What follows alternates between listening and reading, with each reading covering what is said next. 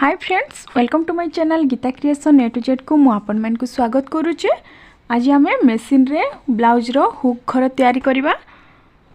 सेति पय मु हुक घर जो साइड रे तैयारी करा जिवो से साइड रे भीतर साइड रे ब्लाउज रो भीतर साइड रे सिलाई करी कपड़ा को मु बाहर साइड रे फोल्ड कर देइचे। मझिरे गोटे सिलाई कर देइचे। एबे आमे ब्लाउज रो जो जो जगह रे हमर हुक रो घर तैयारी हेबो से जगह रे मु चिन्ह दे देबी। चिन्ह देला पोरे आमे तैयारी करबा हुक रो घर। देखंतु एठी मु 5टी हुक थिबा ब्लाउज तैयारी करूची। सेति पय हुक रो घर भी हमर 5टी रहइबो। केमिति चिन्ह देउची देखंतु, मझिरु गोटे फोल्ड कर देली। फोल्ड कला पोरे गोटे चिन्ह दे देली। मझिरो फोल्ड रु पुनी थरे फोल्ड कला पोरे एमिति चिन्ह दे देली।